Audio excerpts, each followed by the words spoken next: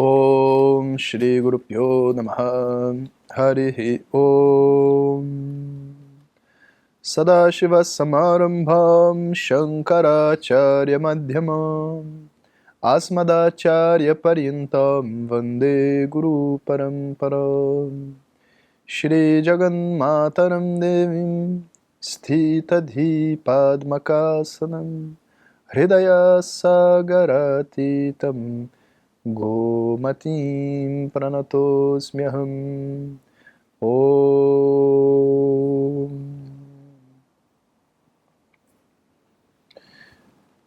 Então, há um tempo atrás, estávamos conversando então sobre a base dos nossos relacionamentos. Vimos alguns fatos interessantes. Vamos recapitular. Primeiro, todas as relações humanas têm uma mesma base, que não é uma troca, mas é um amor. É um objetivo que não pode ser expresso em palavras, mas que todos nós sabemos o que é, porque todos nós sentimos e estamos indo atrás desse objetivo em termos de troca humana. Uma paz, um contentamento, uma plenitude, uma alegria, um júbilo quando a gente está junto com uma outra pessoa numa troca livre. Todas as relações têm como base isso. Se você quiser falar que isso é atração, então todas as relações vão ser baseadas na mesma atração. Se você quiser dizer que isso é uma energia, então todas as relações vão ter essa mesma energia, não importa o nome que você queira dar. A gente viu que apesar de todas as relações terem essa mesma base, as condições socioculturais, também as diferenças entre as pessoas, de sexo, idade e tudo mais, fazem com que a forma como essa energia seja conduzida seja diferente. Então, em alguns momentos eu vou ter relações de irmãos, em outros momentos eu vou ter relações de irmão com irmão, irmão com irmã, de pai com filho, né? Eu entro em várias estruturas de arquétipos, né? Maneiras de se relacionar que a gente aprende desde pequeno e que a gente reconstrói no nosso dia a dia. E que de verdade não tem muito a ver com a idade, nem com nada disso. Eu tenho meu aluno mais velho, eu acho que tem 78 anos. Ele é meu filho, e ele me vê como pai. Do ponto de vista de um conhecimento, por que não? Quando a gente desinverte os papéis, né? A gente sai desse âmbito, aí ele vira o meu avô, e eu viro neto dele, né? Mas isso é uma coisa muito natural. Então, primeiro eu quebro esses paradigmas dentro da minha mente e entendo que todas as relações são uma coisa só. Depois eu entendo que a maneira como eu construo as relações cria 3 nichos. A comunidade, a família e o relacionamento amoroso íntimo. Esses 3 nichos têm funções diferentes, têm maneiras diferentes de ser construídas. O primeiro nicho, comunidade, muitas vezes é por um interesse em comum, um alinhamento filosófico. Você cria um grupo de pessoas que está interessado no mesmo cantor de rock. Ok, começa. Em um nível de troca mais simples, mas que é muito importante para nós como ser humano, como sociedade. A gente precisa desse tipo de troca, mais até do que as outras. Preenche mais o nosso dia, a gente não precisa mais, mas preenche mais o nosso dia do que as outras. Depois a gente tem o âmbito familiar. No âmbito familiar, então, a gente viu que o que cria essa conexão familiar, essa conexão mais profunda, advém de 3 tipos de eventos, necessidades muito fortes, emergências, a relação de amigos aprendendo e a relação pai, filho, professor e aluno. Teoricamente, uma família é tudo isso junto. E por isso ela é muito forte. a conexão das pessoas é muito forte. Se no primeiro momento, na comunidade, as pessoas têm que pensar igual, na família, não. Muito pelo contrário. A diversidade de pensamentos dentro de uma família é o que dá a beleza da família. Uma irmã é de um jeito, outra irmã é de outro. O pai é de um jeito, a mãe é de outro. Ao mesmo tempo, quando existe um amor por detrás das relações construído, aí a sinfonia fica muito bonita, porque cada instrumento toca um tipo de nota, um tipo de timbre diferente. Então, eu quero viver uma energia e um compromisso, né, um com o outro, de estar junto, dentro desse segundo nível, que é esse nível familiar. E que para isso então acontecer, a gente continua com aquela mesma informação do início, que a gente tem que conseguir se abrir, conseguir colocar a nossa vulnerabilidade para fora e as nossas emoções. Essa é a verdadeira conquista dos nossos relacionamentos, todos eles. Só conseguir se abrir para fora. E aqui entra um ponto que é muito importante, que eu já falei em algumas aulas anteriores, mas que eu acho que é tão importante repetir, porque é mais uma fantasia que a gente traz da maneira ocidental de pensar sobre relacionamentos.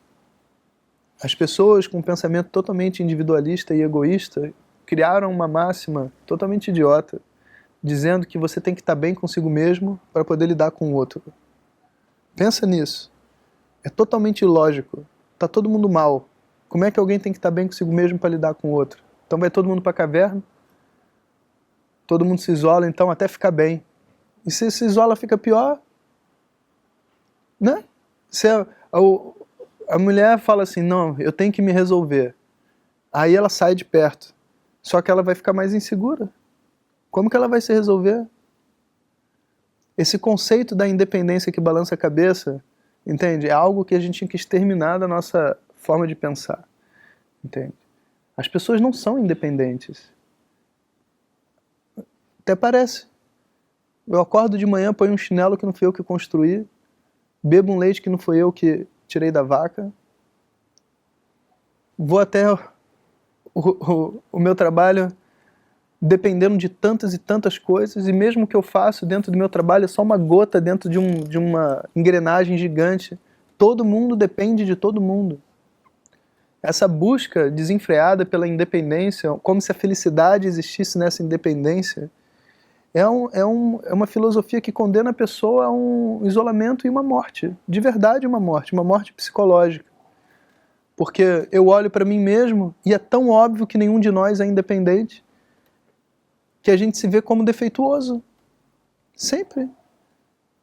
Como se eu precisasse agora corrigir minha mente, porque eu não consigo ficar bem sozinho, não vou conseguir ficar bem com ninguém. Ei. É ao contrário.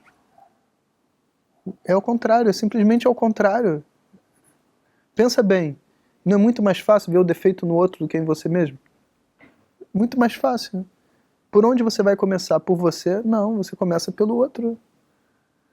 O outro se torna um instrumento para eu me conhecer. Uma pessoa totalmente fechada, totalmente quadrada, que não tem emoção nenhuma, sabe, assim, tem muitas emoções, mas não expressa, e está ali presa dentro dela. Ele vai conseguir viver essas emoções através das outras pessoas com muito mais facilidade do que através dele mesmo.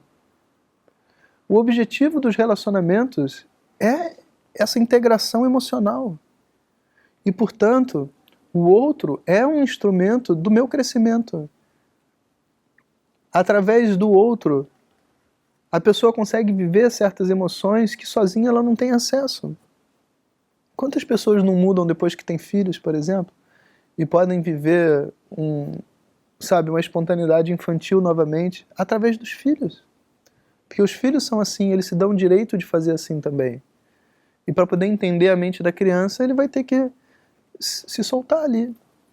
Claro, não tem outro jeito. Então, vamos quebrar essa ideia de que eu tenho que estar bem, aí só assim eu vou poder tratar o outro bem. Não, não é assim. Ninguém está bem.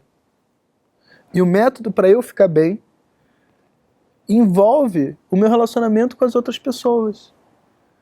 as outras pessoas se tornam espelhos para mim, para eu poder me entender.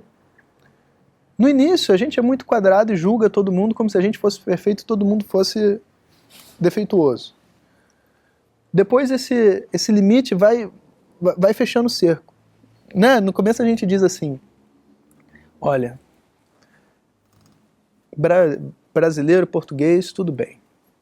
Agora, os outros países aqui só tem maluco. Entende? Porque a gente fala português, a gente se entende, tudo bem. Mas você anda ali para a Alemanha, sabe como é que se fala borboleta em alemão? Alguém sabe? Manda ver.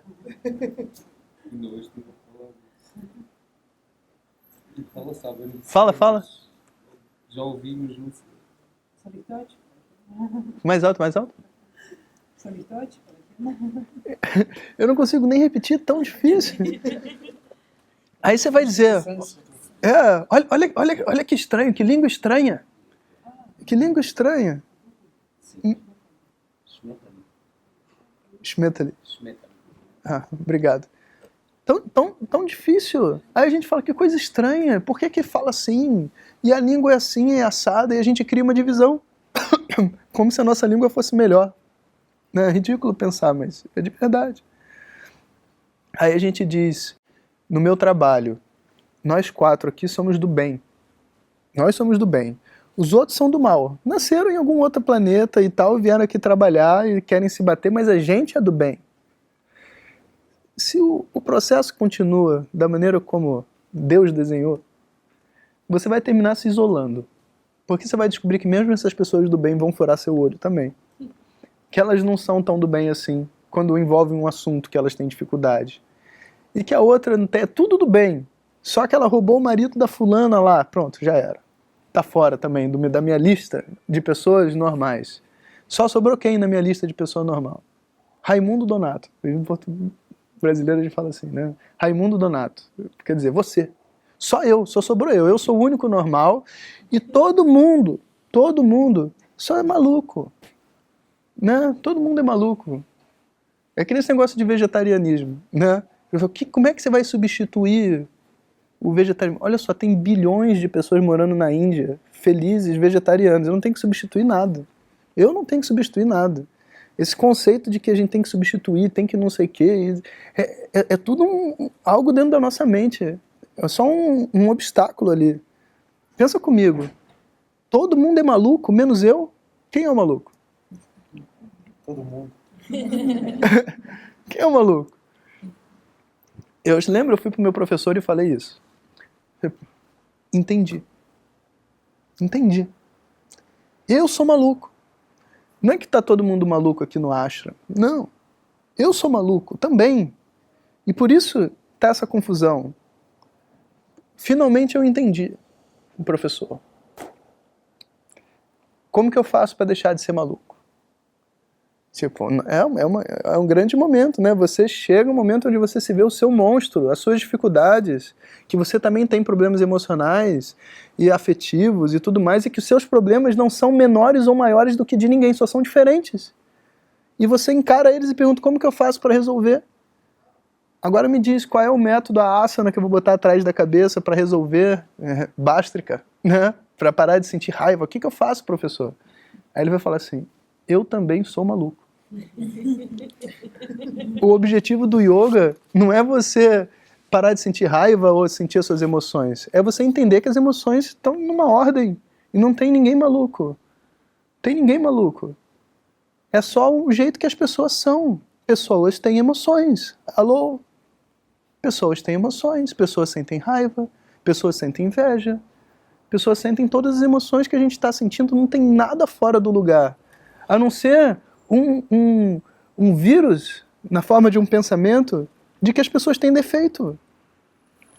E aí as pessoas vivem a vida inteira tentando se consertar. E morrem tentando se consertar, porque não tem conserto. Você já viu, como é que se diz, alta de psicólogo? Eu desconheço. O psicólogo faz um ótimo trabalho. Sem o psicologia, eu acho que psicologia já faz parte de um processo espiritual no Ocidente. Você passar um tempo fazendo uma análise e conversando com as pessoas sobre os seus próprios problemas. Mas depois de um tempo, o psicólogo tem que ir a um psicólogo porque ele me trata. Pensa bem nisso. Tem um fim. Essa história tem um fim. Tem um propósito, mas também tem um fim. Ninguém está indo, a gente não vai fazer uma terapia para se curar, porque ninguém está doente de verdade, mentalmente falando. Mesmo as doenças do corpo físico, a gente sabe que são abusos do corpo. Você usa o corpo de uma maneira que não é favorável para ele, ele responde. Não existe a doença, existe uma resposta para uma comida, para energias, para a exposição de um monte de coisa. Então, o meu caminho para lidar comigo mesmo vai então ser de fora para dentro, porque dentro é muito difícil. Aos poucos eu vou fechando esse cerco, até eu conseguir entender o meu monstro. Eu carrego um monstro dentro de mim. Uma pessoa desumana, insensata, que responde emocionalmente de maneiras que eu não gostaria de responder. Chega uma hora que a gente vê essa pessoa. E quando a gente vê essa pessoa, o que a gente faz com ela? Se a gente quiser gerar o terceiro nível de relacionamento afetivo, a gente vai ter então que lidar com ela. E nesse âmbito desse relacionamento mais íntimo, é o âmbito onde a gente lida com essa pessoa mais íntima que a gente tem dentro da gente.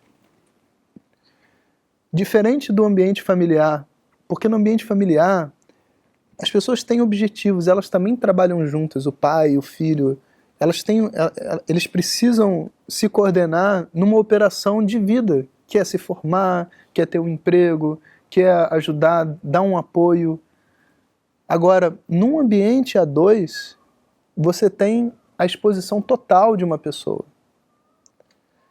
Porque a confiança vai chegando a um determinado nível onde não é mais possível esconder da outra pessoa essas reações todas dentro da gente. Chega uma hora que simplesmente não dá mais. O problema é que a gente não foi instruído para isso. E como a gente não foi preparado para o fato de que a gente vai encontrar um monstro, a gente acha que o monstro é o outro. Então a gente chega, imagina, arruma alguém que a gente gosta, passa um determinado tempo, a gente casa, a gente começa a viver junto, aí a gente conclui que casou com um psicopata. Você não casou com um psicopata, todos são psicopatas. Você é psicopata, ele também é psicopata. Diferentes, psicopatas diferentes. Vamos entender qual que é o monstro dele e vamos entender qual que é o seu monstro. Porque se for esse o objetivo, esse relacionamento tem como dar muito certo. Porque é exatamente para isso que o relacionamento foi feito. E quando você sai do seu monstro e olha o outro, não é fácil. É muito fácil olhar o outro. É fácil. Então pronto, você tem agora um instrumento para isso. Alguém que está se dispondo na vida dele de viver junto com você. Para ser o seu espelho. Para coisas que você não consegue ver. E vice-versa. Então a outra pessoa se torna, talvez, vamos dizer assim, mais nós do que nós mesmos. Nem a gente consegue ver aquilo que a gente é de verdade.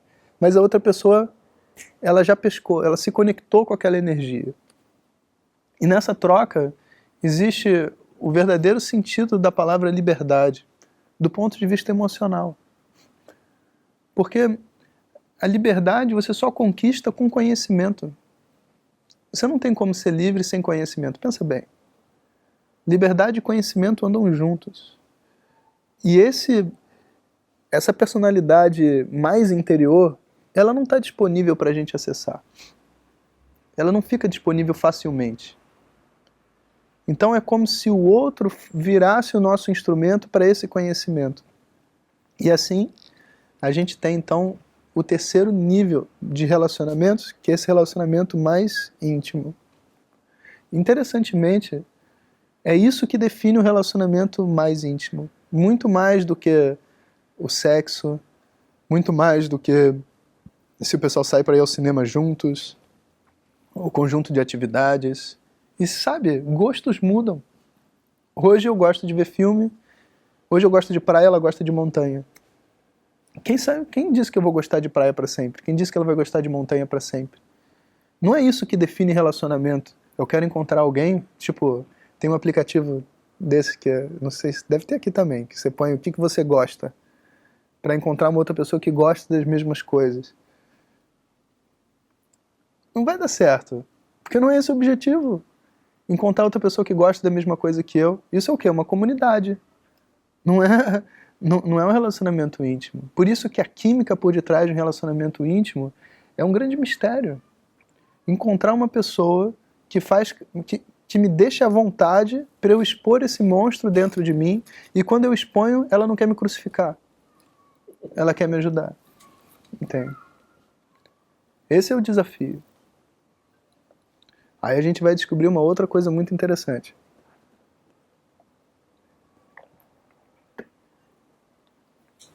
Que no momento que eu lido e contribuo, vamos dizer assim, para o desenvolvimento da pessoa que está junto comigo, o meu monstro, de alguma maneira, lida com isso. Ele reage. É como se por detrás desse monstro, esse conjunto de comportamentos e tal, tivesse um conjunto de dores.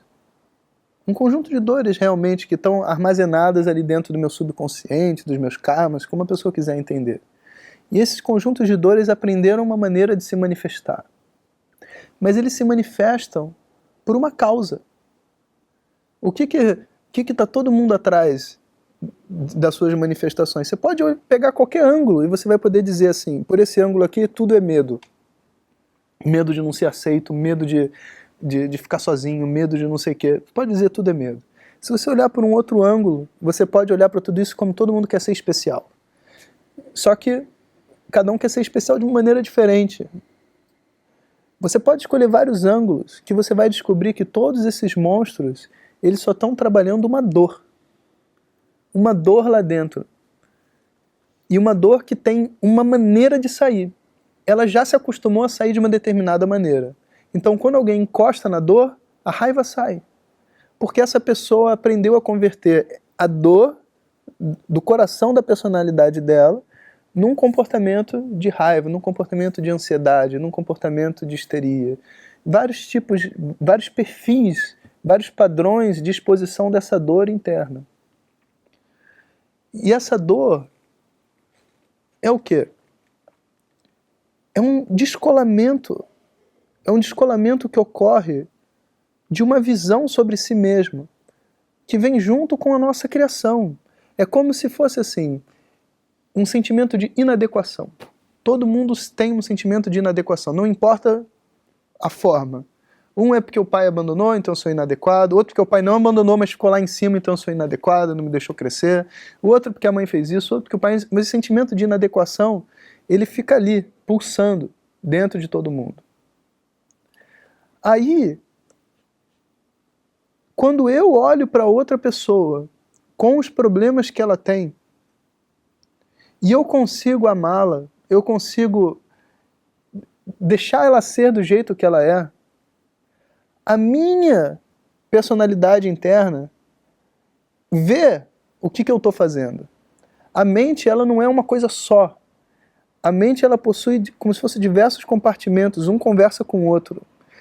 E o intelecto, esse que julga, que vê, que fala, que critica, ele vai se tornando mais inteligente, mais sensível. A outra parte da mente entende isso. Consegue ver, olha como ele está diferente. Olha como é que ele está falando dos problemas da outra pessoa. E dentro da nossa própria mente existe uma abertura para um reconciliamento, onde a gente descobre que, na verdade, não era um monstro, era simplesmente uma criança. Então, o monstro, ele é convertido numa criança através desse amor que eu divido com os meus amigos, meus parceiros, os meus relacionamentos íntimos. Eu crio uma oportunidade de gostar de mim mesmo. Eu crio uma oportunidade de rever os conceitos pelos quais eu me condeno. E aí eu descubro um conjunto de comportamentos que são os comportamentos que foram desenhados para mim, que eu vim com esses comportamentos. Agora eles não são um monstro. Agora eles são simplesmente a forma como esse personagem desse mundo é. E quem é melhor ou pior do que ninguém? Uns gostam de aparecer, outros gostam de se esconder atrás da moita. Uns gostam de falar alto, outros gostam de falar baixo. Quem é melhor, quem é pior? Tem situação para todo mundo viver, todo mundo fazer. A verdade é que não é um monstro, é uma criança. É só o jeito que ela é. Imagina que você está com a sua criança, aí você vai no shopping. Aí a criança, ela não gosta de filme de terror. Aí você vai falar, criança com defeito. Você devia conseguir assistir. Não, não vai fazer desse jeito. A outra criança é mal educada. Ela é mal educada. Chega alguém perto dela, se ela sente ciúmes do pai e da mãe, ela já, sabe, fala uma barbaridade que você nem sabe o que é. Como que você lida com essa criança? Você é o pai. Bom, primeiro eu vou tentar evitar levar perto de pessoas que eu sei que vai gerar problema. Né? Porque eu já sei que aquela pessoa tem dificuldade também de receber negócio, eu já vou evitar. E quando eu chegar perto de alguém, eu já aviso. Eu tenho uma criança problemática. Ela é mal educada. Não é nada contra você. Você, por favor, não repara quando ela aparecer. Não é assim que a gente faz? Aí a outra pessoa, tá tudo bem. Aí quando a criança solta um palavrão, a pessoa, não acredito que ela falou isso. Pois é, eu tô te falando, entende? É assim que você lida com você mesmo. Eu sou uma criança mal educada. Vamos começar a descobrir como que a gente lida com a nossa própria criança. Sabe por quê? Porque a criança não vai mudar. Você vai para a cova com a sua criança. Ou você aprende a lidar com a sua criança. Ou vai ser a vida de você vivendo com um monstro. Você pode escolher, um monstro ou uma criança. E você sabe que a criança tem uma vantagem muito grande diante do monstro. O monstro sempre gera medo. Por isso que a gente quer esconder o monstro. Sempre gera medo. E a criança sempre gera amor. Independente de como a criança é, você ama a criança. Aí a criança é mal educada. A mãe vai amar a criança mal educada? Eu falo, não gosto, filho. Mal educado não. Não, claro que não. Ai de quem fala mal da minha criança mal educada. Ai de quem. Só eu posso falar que ela é mal educada porque eu não falo com o peso de uma crítica. Ok. É assim que você deveria falar sobre você mesmo. Descobre como você é. Para poder viver com você mesmo. Então, o relacionamento íntimo, ele tem como objetivo ajudar a gente nessa transposição desse conhecimento mais interior da nossa personalidade. E daí para frente, o caminho é outro. Né? Daí para frente não é mais um caminho de troca de relacionamentos, a parte de conhecimento vai para o estudo de Yoga e Vedanta num outro nível, que não é mais o entendimento da criança, mas o entendimento do sujeito. Né? Aquele que está por detrás do crítico, aquele que está por detrás da criança, aquele que está por detrás de todos esses papéis que são realizados dentro da mente. E onde está verdadeiramente a nossa felicidade. Mas para você poder chegar nesse ponto de analisar sobre o sujeito, você precisa de um tanto lidar com todas essas coisas relativas que vêm antes. Se eu não consigo nem sentar 5 minutos numa cadeira sem ficar fritando, né, balançando e não sei o quê, como que eu vou escutar que eu sou a paz? Vive em paz? Não faz sentido nenhum. Por isso que o Yoga e Vedanta, eles são um corpo como um todo. Numa aula de Vedanta você vai escutar e você vai entender, se Deus quiser, por que a gente diz você é a paz, sem ser uma metáfora. Agora, essa informação não tem valor nenhum se ela não está acompanhada de um equilíbrio de um corpo físico, de uma mente, de um conjunto de emoções, dos meus relacionamentos. Chega a ser até ridículo. Imagina uma pessoa dizendo, eu sou a paz. Aí chega em casa e briga com a mãe. Como que você é a paz, você, né, briga desse jeito com a sua mãe? Sabe, não se suporta. Não. A paz que a gente ela está sempre com a gente.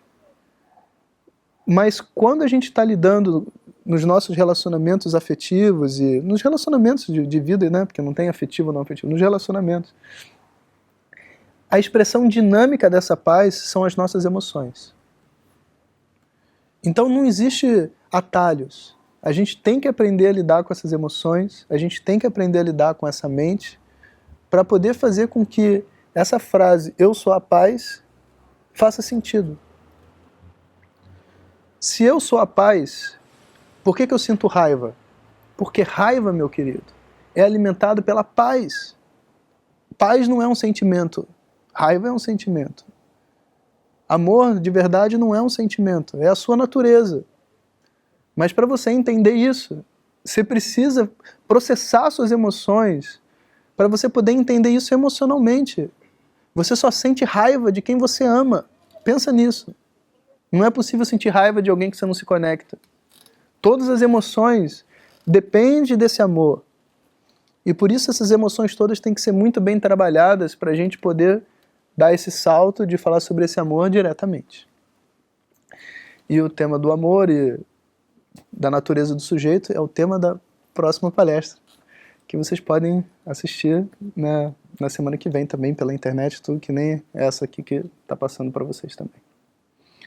Om Purnamadav Purnamidam Purnat Purnamudachyate Purnasya Purnamadaya Purnameva Vashishyate Om Shanti Shanti Shanti Harihi Om Shri Guru Pyo Namaha Harihi Om